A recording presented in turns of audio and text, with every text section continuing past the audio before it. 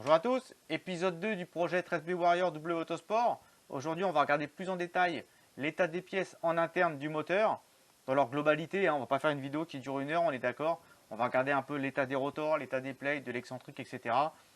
On va voir ce qu'on garde pas, et puis ce qu'on peut en tirer comme conclusion. Allez Julien, générique!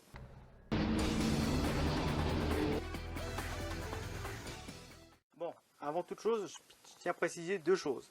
La première, c'est qu'on ouvre un moteur qui tournait encore. Attention, donc c'est pas un moteur qui est totalement cassé à l'arrêt avec un side de partie ou un apex cassé. Ce moteur tournait encore, les apex étaient entiers, vous l'avez vu dans la vidéo précédente, hors cote ou limite, mais entiers. Donc c'est important, ça a son importance car il y a beaucoup de pièces qui sont en bon état. Je veux dire, rien que visuellement, quand on les regarde, on voit très bien qu'il n'y a eu aucun problème. Donc c'est une étape importante dans la vidéo et dans le projet.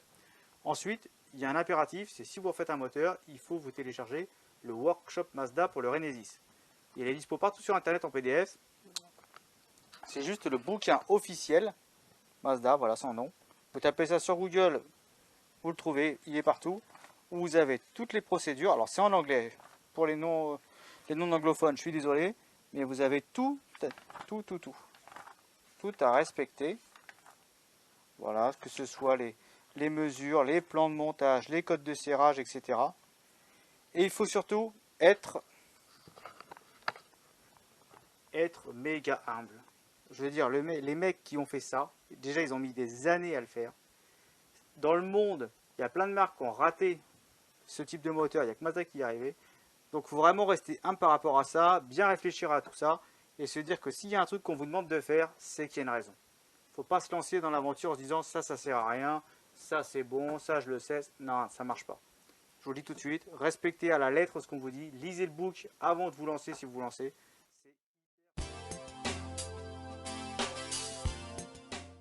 Les housings de notre moteur. Les housings, ils sont complètement morts.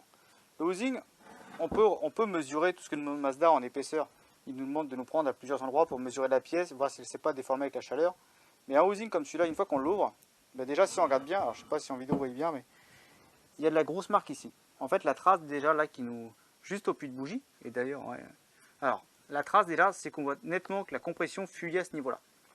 Donc en fait, quand il y avait de l'allumage, l'apex était poussé au fond de sa cavité et il y avait une grosse perte de compression. Donc les gaz passaient et au lieu de fuir légèrement par le puits de bougie, ils passaient partout, ce qui donne cette grosse marque tout le long du puits de bougie. Ça a tellement chauffé, je ne sais pas si vous voyez sur la vidéo, que c'est carrément fêlé autour du puits de bougie. Là et sur la bougie du top aussi également. Donc autant vous dire que là ça a tellement chauffé avec l'éthanol que ça a réussi à fissurer le housing, donc il est complètement mort. Et rien que ça, visuellement, vous n'avez même pas besoin de sortir des instruments de mesure pour voir ça. Ensuite, un housing, sachant que votre apex, il vient faire l'étanchéité contre, il doit être totalement lisse. Or là, rien qu'en passant un doigt dessus, je sens des marques de malade. Tout le milieu, toutes les rayures que vous voyez là, je les sens, mais alors au doigt, partout. Donc ça c'est mort. Alors les rayures, quand vous les voyez de haut en bas comme ça, c'est qu'en fait l'apex était mal collé le long du housing et vous avez donc des fuites entre les chambres, vous voyez, c'est ça. Et si vous avez des marques, des stries, mais tout le long comme ça, c'est qu'en fait votre apex il bougeait et il vibrait dans la gorge du rotor quand il passait. Et ça vous fait, ils appellent ça du shattering, je crois en anglais, complètement. Donc là en fait, il y en a justement, je ne sais pas si vous voyez les rayures comme ça là, voilà. Et ça c'est l'apex, il est tellement petit, il vient bouger quand il racle et il nous fait toutes ces marques comme ça là, clac clac clac clac clac clac clac clac. Il a défoncé le chrome partout. Donc ça c'est mort. Au bout là, tout au bord c'est un petit peu coupant, il faut faire attention, c'est pour ça que je mets des gants. C'est parce que les apex d'origine, Mazda, ils font toute la longueur du housing, vous voyez. Alors c'est bien, c'est plus costaud, mais c'est un gros défaut. C'est-à-dire qu'en fait, il y a ce côté-là qui bouge jamais. Et l'autre côté, il y a le petit morceau là qu'on vient coller d'origine avec l'apex, qui s'appelle le tip. En fait, avec le temps, c'est fait exprès, le tip se décolle et vient aider l'apex à maintenir, si vous voulez, son appui contre le housing. Et en fait, ce bout-là, là, qui est un peu piquant, eh bien, il vient gratter le chrome sur le bord de la pièce. Et vous avez toujours le côté comme ça, le côté qui possède le tip, avec le temps qui vient creuser le bord du housing. Et vous voyez là, c'est tout coupant, il faut vraiment faire gaffe. Donc en fait, c'est pour ça que vous avez des apex comme les Atkins ou les Coopy qui ont le type plus grand et la partie, on va dire, un petit peu coupante comme ça, au lieu de venir tout au bout, elle est plutôt à, allez, je vais dire 5 mm du bord. Ça permet que le type il aide à maintenir l'apex et ça évite ce genre de désagrément. Donc là, le housing, là, c'est celui-là qui était à l'arrière, il est mort. Et l'avant, de toute façon, bon, un petit regard vite fait, mais c'est pareil. Grosse fuite de compression. À l'avant, peut-être pas de fêlure ou plus de bougie, non, allez. Mais alors c'est pareil, le chrome là, il est complètement coupant. Des marques partout. Non. Je vais pas faire une vidéo qui va durer 1 heure, ça sert à rien. Là, on a vu sur les housings que les apex vibraient. Donc on va mesurer avant tout la largeur des gorges d'apex, voir s'ils n'ont pas trop morflé. On va prendre notre petit jeu de cale et on va regarder si la mesure est bonne sur l'ensemble des faces du rotor numéro 1. Allez, on va regarder. Alors Mazda nous dit que l'épaisseur maximum tolérable pour le rotor, c'est 0,15 mm. Donc allez, je vais prendre mon jeu de cale. On va dire 0,15 et on va aller un peu plus dur que ça. On va se dire qu'on accepte un 0,13. Tiens, je l'ai sous les yeux. 0,13 000. Je sais pas si vous voyez. Allez, c'est parti. Alors, rotor numéro 1, front. Première gorge. Je prends mon apex. Hop. Je rentre nulle part. Donc 0,13, ça passe même pas. Sachant qu'on va jusqu'à 0,15, c'est bon. La deuxième.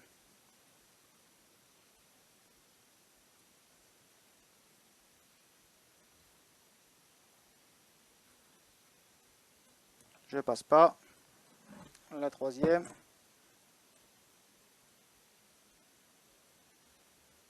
Je passe pas. Donc déjà, on sait que niveau des gorges, on est bon pour la cote.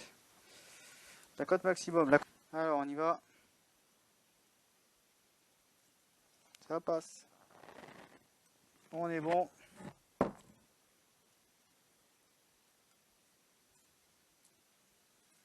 On est bon.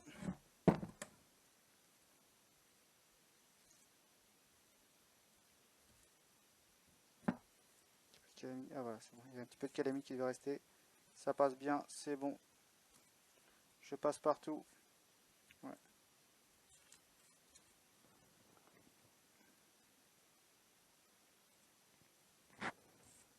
C'est bon.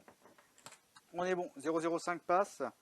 Et 0,15 maxi, c'est pas bon. Ça ne rentre pas. Vous voyez, à 0,13, je rentrais même pas. Donc c'est-à-dire qu'on est encore en dessous. Donc on est bon. Je vous fais un gros plan sur les paliers à l'intérieur qui sont juste en parfait état, donc ils ne seront pas remplacés. Ils sont juste magnifiques. Il n'y a aucune trace d'usure, aucun cuivrage, rien du tout. Donc on ne va pas les changer, ceux-là, ils sont en parfait état. On va mesurer. Je vous ai sélectionné la pièce pour moi qui est assez importante au niveau du rotor. Sans doute importante, vous me direz, mais c'est vraiment un point névralgique puisque ça protège complètement les joints d'huile, les segments coupe-feu, ce que n'a pas l'RX7, ce qu'il y a forcément l'RX8 avec ses échappements latéraux. Voilà, donc ça c'est la pièce qui vient protéger les joints d'huile au centre des rotors. Il faut les mesurer systématiquement et on va le faire ensemble comme pour les apex.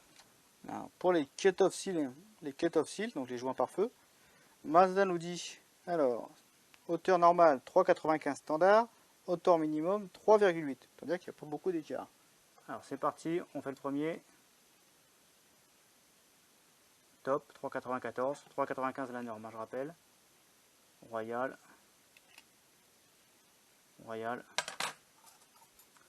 Deuxième le suivant. Je prends plusieurs endroits en même temps sur chacun pour regarder. Mais... hop. Parfait. 3,92. 3,95, il est comme neuf. 3,89. Et le dernier. 3,94. 3,93. 3,93.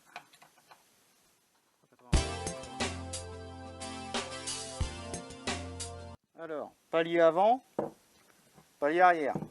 Palier avant, on commence. Alors là, on voit qu'on a une couleur ici. C'est du marron. Ça, c'est la couleur qui veut dire l'épaisseur du bearing. Alors le palier, bon, de toute façon, les engrenages, on voit qu'ils sont en parfait état. Il n'y a aucune trace de métal, de frottement particulier, rien du tout. Pas de limaille, rien. Tout est en bon état. Le palier de ce côté-là, il est en très bon état. Il est en parfait état, tout blanc, bien beau. Il n'y a que de ce côté-là où il commençait légèrement à s'user. Vous voyez le petit côté un petit peu cuivre. C'est très léger, là c'est rien. Mais voilà, le temps commençait à faire son effet, il y avait un petit peu de jeu. Donc il sera à remplacer impérativement. Donc là c'est un marron à l'avant. À l'arrière on a, alors c'est la seule couleur qui s'efface, c'est bizarre mais c'est un noir en jeu. Et à l'arrière ben, c'est exactement pareil qu'à l'avant, vous voyez. Il y a un petit teint cuivré qui commençait à venir, donc on ne prend pas de risque. On remplace les deux d'office dans le rebuild pour pas prendre de risque et pas jouer le diable, hein. Ça sert à rien vu le prix que ça coûte.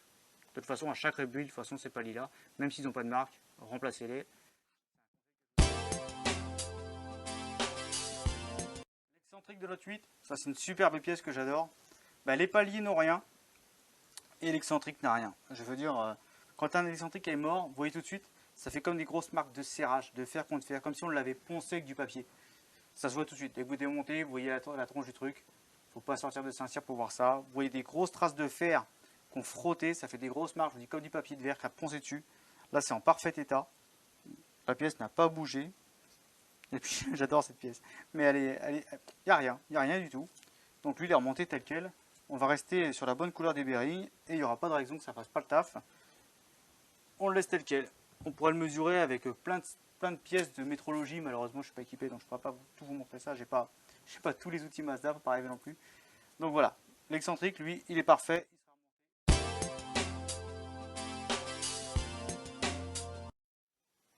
Pour les plates, d'abord l'état global de la surface en contact avec le rotor. Si vous voyez que le chrome est gratté, arraché, comme pour l'excentrique, des traces de serrage de métal contre métal, poubelle. Si vous faites surfacer, faites le traitement de nitruration derrière, sinon ça ne sert à rien. Honnêtement, ça se bouffe à une vitesse. Le moteur est très peu lubrifié, donc si on n'a pas de nitruration, ça se détruit assez vite. Là, vous avez une petite marque qui peut apparaître à la raccroche du corner suite aux deux ports. Ici, j'ai rien du tout.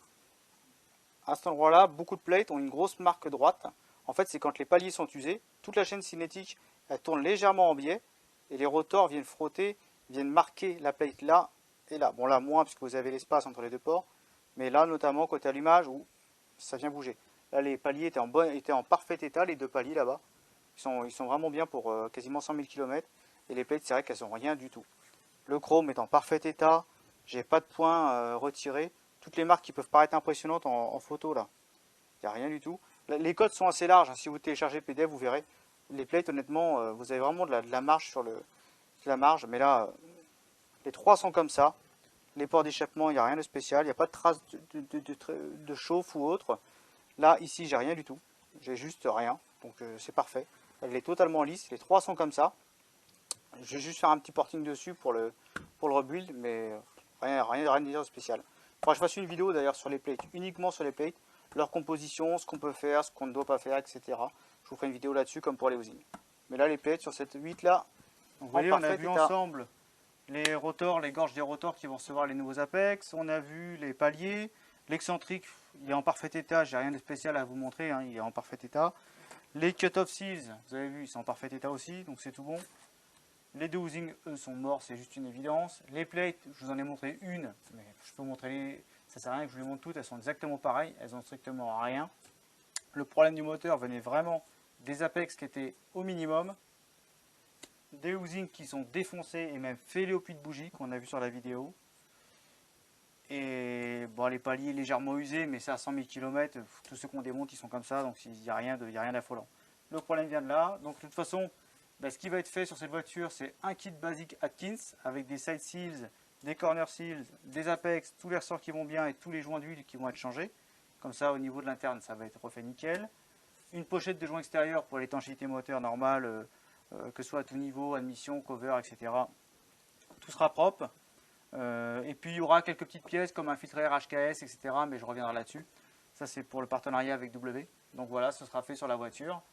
Et puis bon, on va attendre un petit peu que tout ça arrive, puisque maintenant avec le Covid-19, on a un peu de délai, on est un peu emmerdé.